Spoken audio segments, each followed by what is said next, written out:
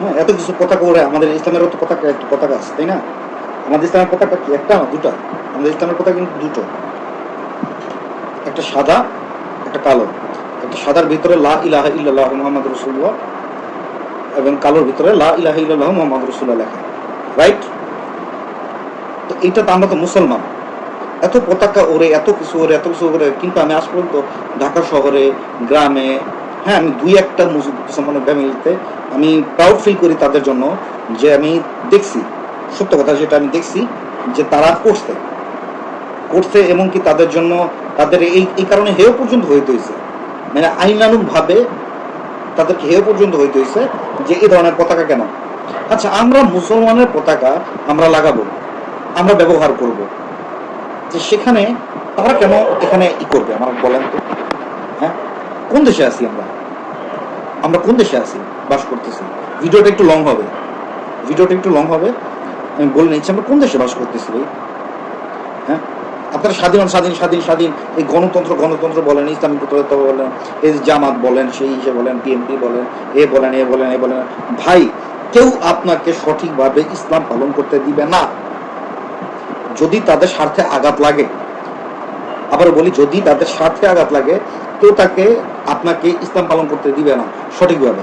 যদি আপনি সঠিকভাবে ইসলাম পালন করেন, তাহলে আপনার উপর নজরদারি বাড়ানো হবে, আপনি কি করেন না করেন সেগুলো বাড়ানো হবে, আপনার প্রতি পুলিশ কেয়ার এক্সেট্রা আর কত ধরনের ট্র্যাকিং করা হবে, আপনার কল্পনার অতীত।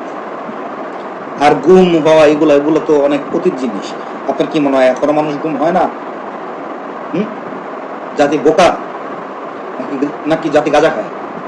কি বুঝাতে চান আপনারা মুরব্বীরা যা তা বলেন, এটা নিয়ে বলেন, চায়ের দোকানদারের মধ্যে এক একজন হয়ে গেছেন, মানে আপনারা বলতেছেন এক একজন রাজনীতিবিদ, চায়ের দোকানদারে, এক একজন চা দোকানদারের মধ্যে দেখি অনেক বড় ইসলামী স্কলার এক্সেট্রা।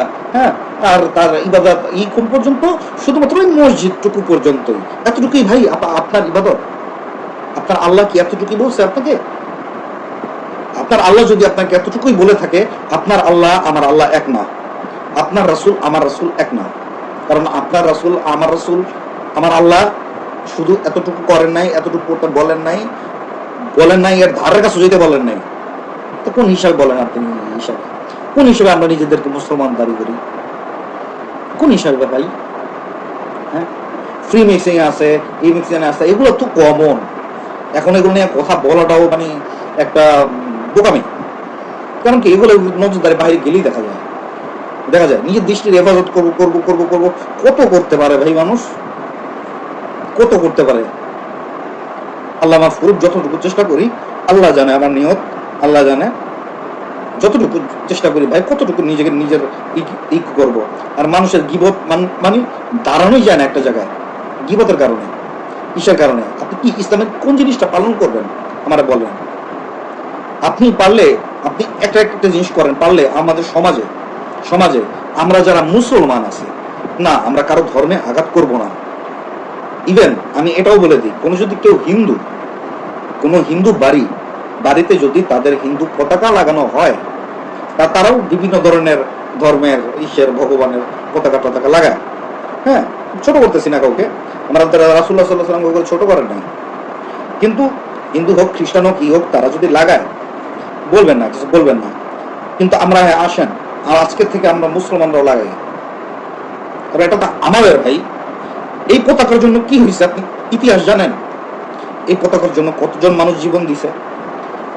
আমি সাহাবীটার, আল্লাহ মাফ করুক, আমি এত বড় সাহাবীর নাম ভুলে গেলাম ভাই। একজন পতাকা নিচে যুদ্ধে, তার ডান হাত কেটে গেছে, বাম হাতে বা ডান হাতে ছিল, বাম হাতে তরবারি ছিল, দুইটার মধ্যে একটা কেটে গেছে। সে বাম হাতে নিচে কেটে গেছে ভাই, সিনার এভাবে বুকের ভিতরে এভাবে চড়াইয়া ধরছে। তারপরে কেটে গেছে, পুরো শত্রুকে বলছে যে তুমি যদি মারো আমাকে এই বলম দিয়ে মেরে ফেলো। পুরো হাদিসটা এরকমই, যতটুকু শোনা, মানে বলম দিয়ে মেরে ফেলো, তার বুকের উপরে এইভাবে মেরে ফেলা হয়েছে। মানে যখন মারে তখন পতাকাটা দিয়ে দাঁড়িয়ে যায় না, পতাকাটা দাঁড়িয়েছিল ভাই, পতাকাটা পরে নাই। তারপর অন্য এক সাহাবী ওই পতাকা নিয়ে নেয়, পতাকা নিয়ে যুদ্ধ করা, মানে পতাকা মানে নেতৃত্ব নেওয়া, সম্ভবত এটা মোটর যুদ্ধ, আমার খেয়াল নেই, আমি ভুল হতে পারি। এটা ছিলেন আমাদের সাহাবীরা, এটা ছিলেন আমাদের তাবেঈগণ। ভাই কোরআনের জন্য তো লক্ষ লক্ষ জীবন, ভাই হাদিস সংরক্ষণের জন্য, কোরআন আয়াত সংরক্ষণের জন্য, হাদিস সংরক্ষণের জন্য কত মানুষ জীবন দিছে, কত তাবেঈগণ উলামায়ে কেরামগণ জীবন দিছে, আপনার কল্পনার অতীত। আর আমরা মুসলমানরা করতেছি কি করতেছি আমরা এই জবাব দিই কেমনে দিব আমরা ভাই? এই জবাব কিভাবে দিব? কেমনে দাঁড়াবেন আপনি? আপনি কোন মুখ দিয়ে দাঁড়াবেন? আপনি কোন মুখ দিয়ে বলবেন যে আমি আপনার উম্মত, নবী আমি আপনার উম্মত? ভাই ভয় বলতেছি ভাই, ভয়টা অ্যাকচুয়ালি আপনাকে নিয়ে না ভাই, ইয়ারমসি আমাকে নিয়ে অনেক কিছু পারি না, অনেক কিছু লালন পালন করতে পারি না, নিজে পারি না, হয় না, হয়ে ওঠে না। আমি যতটুকু চেষ্টা করি সে করি, আর আপনারও দোহাই লাগে, আল্লাহর দোহাই লাগে, আল্লাহর কসম লাগে, পবিত্র সত্তার কসম লাগে, যাকে সেজদা করি। ভাই পড়েন, আল্লাহ কোরআনকে আপনার জন্যই পাঠাইছেন। আপনি কোরআন পড়েন না, আপনার এই বিরুদ্ধে কোরআন সাক্ষী দিবে। ভাই আপনি জাহান্নামে যাবেন এই কারণে, এক কারণে আপনি কি করতেছেন না করতেছেন ভাই, আপনার হিসাব আছে ভাই, আপনার আমার হিসাব আছে। হ্যাঁ, আপনাকে আমার দাঁড়াতে হবে না আল্লাহর সামনে আপনি কি বলবেন? উত্তর কি আছে? আপনার জবাব কি আছে? হ্যাঁ, খালি ওয়াজকারীদের মুখে শুনে আসছেন আল্লাহ ক্ষমাকারী, আমি ভাই আল্লাহ আল কাহারো, আল্লাহ 99টা নামের মধ্যে আল কাহারো, আল্লাহ বিচারক এবং কি কঠোর শাস্তিদাতা। এটা আপনাকে মনে রাখতে হবে, এটা আপনাকে বুঝতে হবে। আপনি যদি সেটা না বুঝেন, আপনি মুসলমানের মধ্যে পড়েন না, মুসলমানের জাতি না। আর আল্লাহ রাসূল তো অনেক ক্যাটাগরির নাম বলছেন যে এরা আমার উম্মত না, আপনি কি মনে করেন? আপনি নিজেরা 5 ওয়াক্ত সালাত তো কি করেন? হ্যাঁ, আপনি নামাজ পড়েন, ঠিক আছে, ভালো কথা, আপনি নামাজ পড়েন, ঘরে যেয়ে বউ পিটান, হ্যাঁ, চরিত্র ভালো না, মানুষের অতিরিক্ত গালাগালি করেন, মিথ্যা কথা বলেন, কথায় কথা অনর্থক, মানুষকে ছোট দেখানোর জন্য মিথ্যা বলেন, যে মিথ্যা কথা কোনো ভ্যালুলেস নাই, কোনো মানেই হয় না। মিথ্যা কথা তো ট্রেন্ড হয়ে গেছে, তারপর কোনো মানেই হয় না।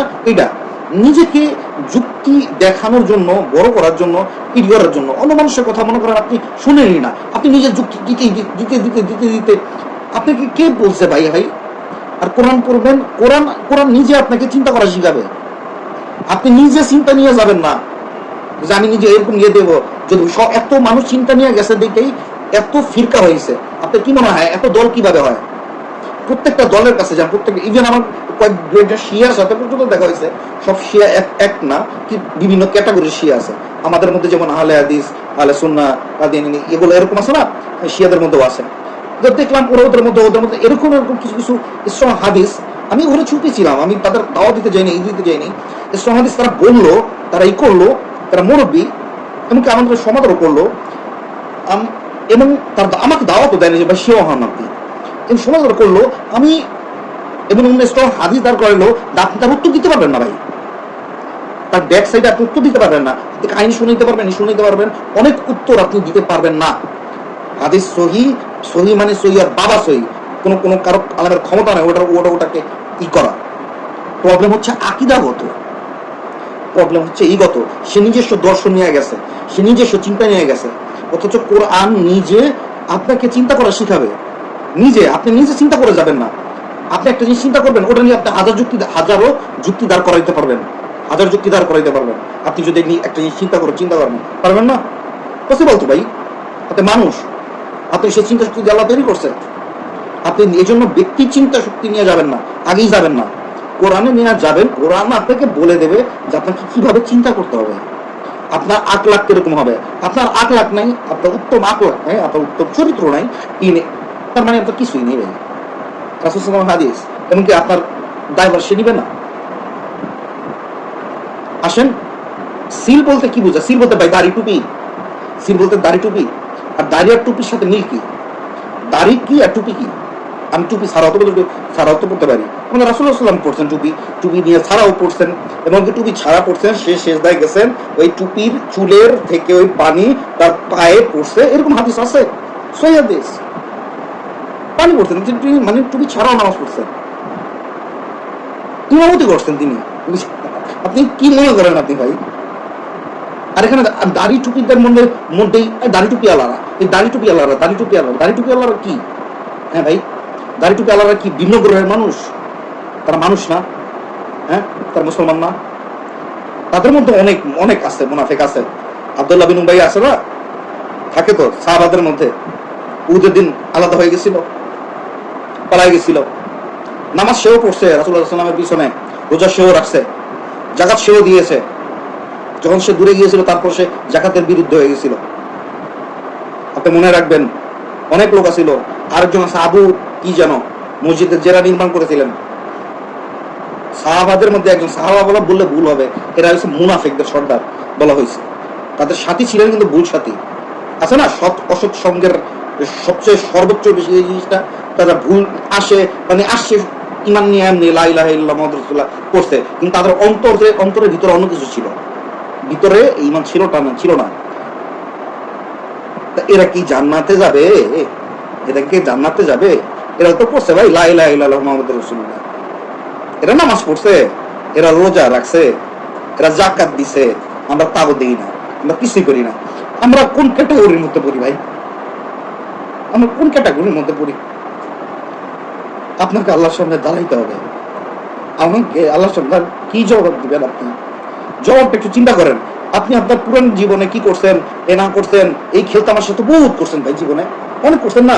আমি যদি আপনার সাথে আড্ডায় বসি, দেখি প্রত্যেকটা মানুষের সাথে আড্ডা বসতে 1-2 ঘন্টা জীবনে কি কি করছে, হাসি, রং তামাশা এক্সেট্রা, এই মজা সেই মজা, এই মেয়ের সাথে অ্যাফেয়ার, ওইটা সেইটা, এটা সেটা, এই গ্যাঞ্জাম, তার এই স্যার, এই তারে মারছিল, এই করছিল, সে করছিল, কত রকমের বলতে 2-3 ঘন্টা চলে যায় একটা চায়ের দোকানে এইসব কথাবার্তা বলতে।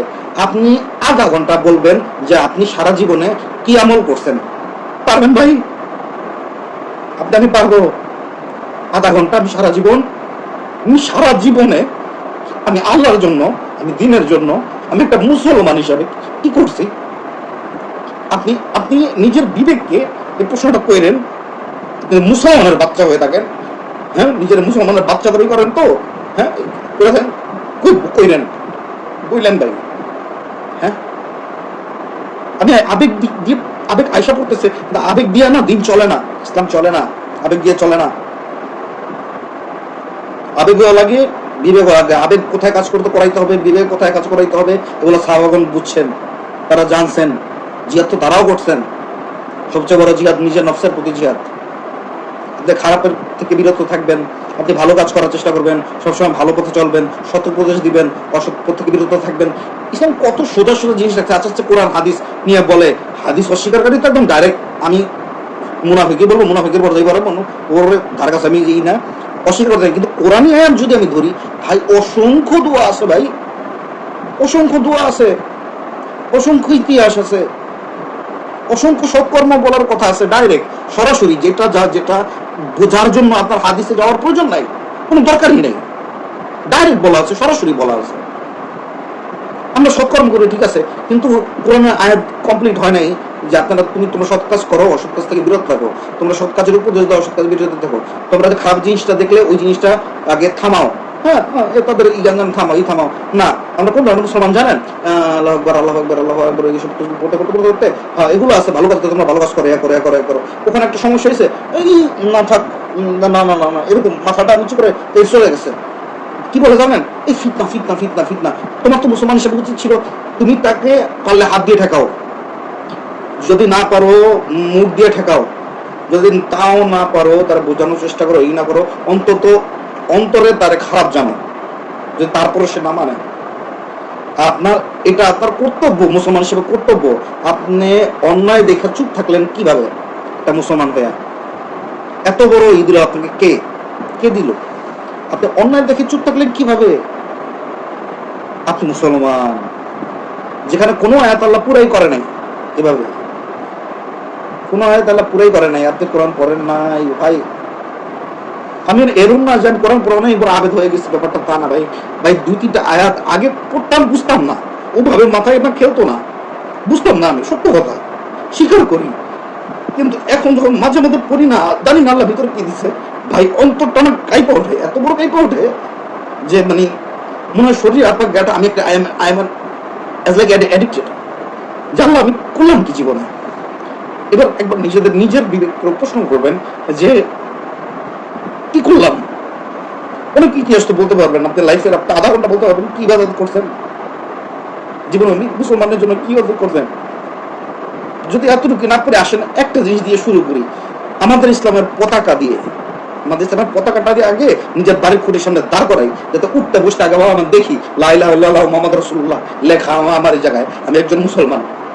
উঠতে বসতে যাতে আমার মাথায় জিনিসটা চিন্তা আসে, এরকম লাইফ স্টাইল এরকম করি, যাতে সামনে সবসময় জিনিসগুলা দেখি, যে জিনিসগুলো দেখলে আল্লাহর কথা স্মরণ হয়, যেগুলো দেখলে নবী রাসূলের কথা স্মরণ হয়, সেসব জিনিস দেখি। যাই অনেক বড় হয়ে গেল, অনেক কথা হয়ে গেল। আমি জানি যে আপনারা দেখেন না, আপনারা শোনেন না, এগুলা অনেক বড় ভিডিও আপনারা দেখতে চান না, আপনাদের ছোট ছোট এন্টারটেইনমেন্ট দরকার।